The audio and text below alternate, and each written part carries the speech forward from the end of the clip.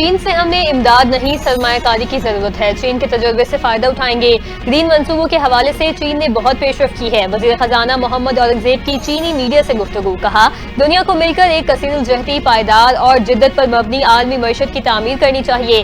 ایک ترقی پذیر معیشت کے طور پر پاکستان کو مستقل تجارتی عدم توازن، بیرونی قرضوں کا دباؤ اور مالیاتی رسائی کی کمی کا سامنا ہے۔ پاکستان نے ڈیجیٹل پاکستان اقدام کا آغاز کیا ہے۔ آئی ایم ایف کے ساتھ پاکستان کا سٹاف لیول معاہدہ ہو گیا، دن رات محنت اور ایک ٹیم ورک کے نتیجے میں کامیابی حاصل ہوئی۔ وزیر اعظم شہباز شریف کی وفاقی کابینہ اجلاس میں گفتگو، کہا پوری قوم نے اس ہدف کے حصول میں بے پناہ قربانیاں دی، عوام نے مہنگائی کا بوجھ برداشت کیا، مخالفین نے آئی ایم ایف کے معاملے پر ڈھنڈورا پیٹا، کہا گیا منی بجٹ آئے گا لیکن ایسا کچھ نہیں ہوا۔ معاہدہ ملکی معیشت مستحکم کرنے کے سفر میں کامیابی ہے۔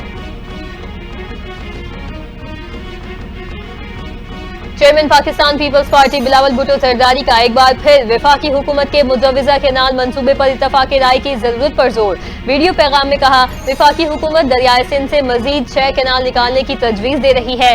یہ منصوبہ تمام فریقین کے اتفاق رائے کے بغیر آگے بڑھایا گیا تو شدید تنازع کا شکار ہو سکتا ہے۔ اگر حکومت اپنی رائے زبردستی نافذ کرے گی تو اس کے منفی اثرات ملکی سیاست پر بھی پڑیں گے۔ وفاقی وزیر ریلوے حنیف عباسی کا کل سے جعفر ایکسپریس کی بحالی کا اعلان۔ میڈیا سے گفتگو میں کہا جعفر ایکسپریس کل کوئٹہ سے پشاور کے لیے روانہ ہوگی۔ ثانیہ جعفر ایکسپریس پر بہت افسوس ہے، حملے میں معصوم شہریوں کو نشانہ بنایا گیا۔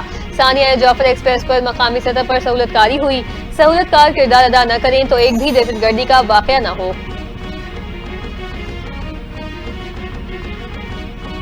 سندھ بھر میں زائد کرایہ وصولی کے خلاف محکمہ ٹرانسپورٹ کا ایکشن، صوبے بھر میں 710 گاڑیوں کی چیکنگ، 427 گاڑیوں کا چالان کیا گیا، 3,84,200 روپے جرمانہ عائد، متاثرہ مسافروں کو موقع پر ہی 10,15,300 روپے واپس کروائے گئے۔ شرجیل انعام میمن نے کہا عید کے موقع پر زائد کرایہ وصول کرنے والوں کے خلاف سخت کارروائی کی جا رہی ہے، جو بھی زائد کرایہ وصول کرے گا اس کے خلاف سخت کارروائی کی جائے گی۔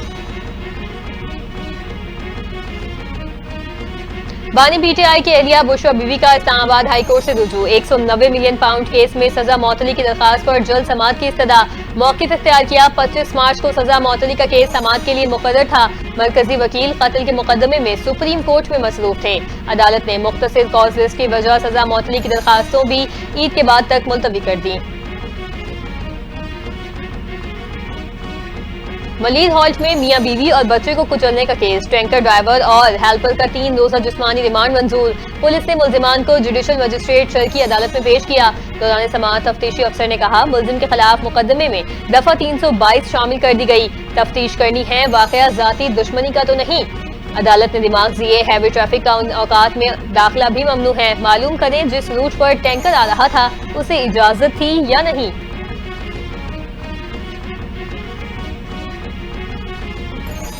وزیر اعلیٰ پنجاب مریم نواز کا خواتین کے تحفظ کے لیے بڑا اقدام، بازاروں میں خواتین کے تحفظ کے لیے ویمن پولیس اسکواڈ قائم کر دیا۔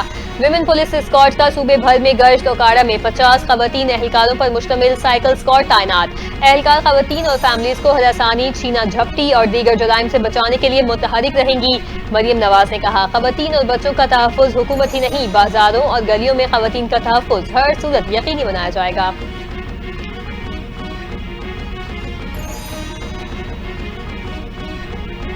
پرویز خٹک اور شہاب علی شاہ کو ریلیف مل گیا۔ نیب خیبر پختونخوا نے بی آر ٹی میں مبینہ کرپشن کیس کی کارروائی روک دی۔ ترجمان قومی احتساب بیورو کے مطابق پشاور بی آر ٹی مبینہ کرپشن کیس میں دونوں افراد کے خلاف شواہد نہیں ملے۔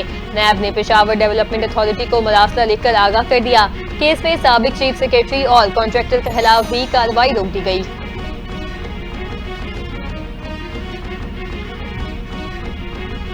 اور نیوزی لینڈ کے خلاف شاہین بری طرح ناکام، بیٹنگ لائن ایک بار پھر ریت کی دیوار ثابت، ٹاپ آرڈر بری طرح ناکام۔ نیوزی لینڈ نے دھواں دھار اننگز کے بعد پاکستان کو 8 وکٹوں سے شکست دے دی۔ نیوزی لینڈ نے 129 رنز کا ہدف 10 اوورز میں حاصل کیا۔ ٹم سائفرٹ 38 گیندوں میں 97 رنز بنا کر ناٹ آؤٹ رہے۔ ٹم سائفرٹ نے 10 چھکے اور 6 چوکے لگائے۔ کیویز نے 5 میچز کی سیریز 4-1 سے اپنے نام کر لی۔